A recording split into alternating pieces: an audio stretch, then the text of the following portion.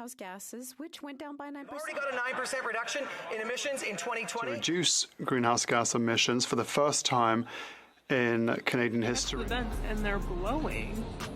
So they're blowing cold air. Air conditioned the street. The whole street has vents on it.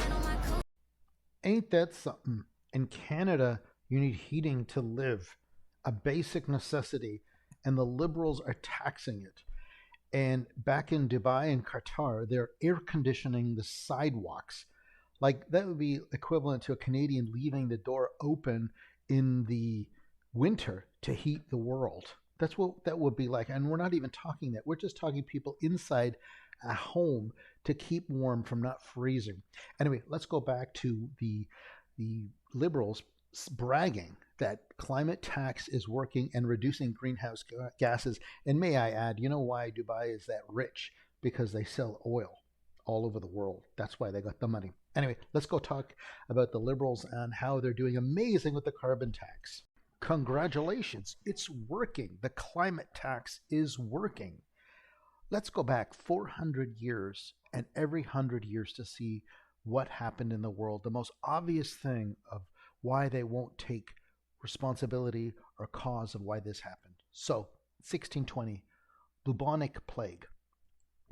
100 years later, Black Death. 100 years later, cholera. 100 years, 1920, Spanish flu. What happened in 2020? We all know what happened. And the whole world went down in greenhouse gases. It was a blip caused by a 100-year thing. The entire world went down. And here you have 3 Canadian Liberals bragging that the carbon tax is working and they'll reach their target. Isn't that just swell how they do it?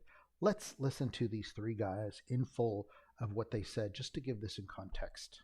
The fact that our carbon tax is one of the most effective in the world, because it will reduce greenhouse gases, which went down by 9%, unlike what we heard on the other side of this house. And 100% of revenues generated by the carbon tax. We've already got a 9% reduction in emissions in 2020. The plan is working, but I can tell you, this balance has allowed us to reduce greenhouse gas emissions for the first time in Canadian history. We are reaching our Paris Agreement and Glasgow Agreement targets. We will continue to show leadership and responsibility by creating economic growth for everyone. Well, isn't that super duper? We're going to hit the target, the Paris Agreement target. It's working. Pat on the back. Now, reality is going to sink in here. And in 2024, April, they're going to come out with 2023 numbers of greenhouse gases, and it's going to go up. And you know, even with 1.3 million people coming into Canada, there's a number of greenhouse gases per person that comes in. It just comes in.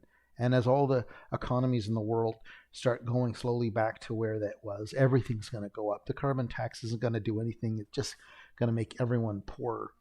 And we're going to have let's see what happens, what they do in Saudi Arabia. This is very interesting when you think about greenhouse gases. Let's have a look. Alright, so we were walking and it's so hot out here, and all of a sudden we got on the street and we're like, why is it so cold? Like 20-degree temperature difference. So much colder. So we checked the vents and they're blowing. So they're blowing cold air. Air conditioned the street. The whole street has vents on it. Wow. That is wild. Next level. Cold air, like frigid. This is the future. And I like to travel too. And I think a lot of people would if they could all the time. But, you know, in Canada, we're sucking paper straws. And the heating from the coldest country in Canada, they're charging as a basic human right, charging heat. That's what Trudeau's doing. And what do they do in Saudi Arabia? They have air-conditioned streets. Do you think they care about carbon gas? And all that oil that Saudi Arabia ships out, where do you think that all ends up? Everywhere. If you stop having Canadian oil ethically processed as opposed to Saudi Arabia. And I'm not getting into Saudi Arabia ethically what's going on there anyways, but the whole point is of what reality is and how the Liberals can't seem to get it. Let's have a look at Stephen Guilbeault here. And he's talking about the $200 billion. Yeah, do you want to have a counter that goes up $200 billion? What's that? 1/5 of $1 trillion is spent on climate action. And there was that climate action going to what? Caribbean islands or something? Do you think they have climate? What climate there? They just need there's nothing there. There's no, if anything, they need something to cool, but you can just go in a tropical ocean. $200 billion. Where did that money go? He has no idea. This is the guy, 2050, zero emissions. He took it down to 2030 now, and he's pushing hard with that carbon tax. This is the guy, Stephen Guilbeault, doesn't even know where the money goes. Let's go back even more. Catherine McKenna, 5,200 public work projects. They're all gone. All that time and effort, all her talking that she ever did, she can't prove anything about anything that happened. And it seems like the 2020 thing was just something that really was an opportunity. And, there's a clip of Catherine McKenna talking about exactly that. She said it with her own words, and maybe I can try to put that in. But this is who we're dealing with in Ottawa. And when they come out with in April 2024, the previous year, 2023 carbon tax or the carbon emissions, they're going to see that just keeps going up. Maybe this is a reason that Trudeau needs to have an election a lot sooner than you think. So let's have a listen. The South Glengarry. Thank you, Mr. Speaker. It is an honor this morning to follow up on our leader's speech about our Opposition Day motion today. That is calling on the Liberals, the NDP, the Bloc Québécois to support common sense. After 8 years of this Prime Minister and the NDP Liberal coalition, Canadians by the millions are getting increasingly frustrated at the out-of-control tax increases under this Prime Minister. Let me give you an example, Mr. Speaker. $27,571.29. That is on an invoice from Rutter's Elevators. I was speaking to Michael Obey in Chesterville yesterday and again this morning. That is the carbon tax bill, the line on the bill for drawing at their elevator for one farm in Chesterville, Ontario last year. $27,000 just in carbon taxes. Canadians believe that is getting absurd. But the worst is yet to come. On April 1st, the carbon tax is going to increase by 23%.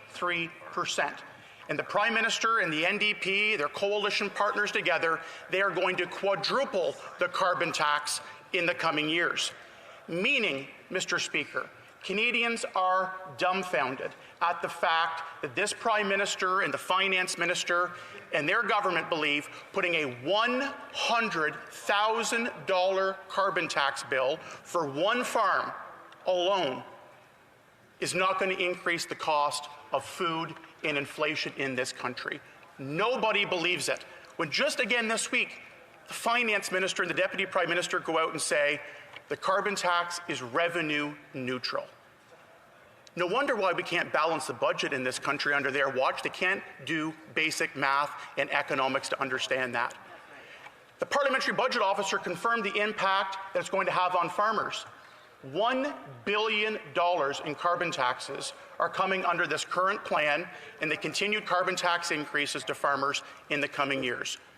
Nobody believes that you can add $1 billion in taxes to the bills of Canadian farmers and not expect food prices, the cost of living, and the cost of doing business in this country to go up.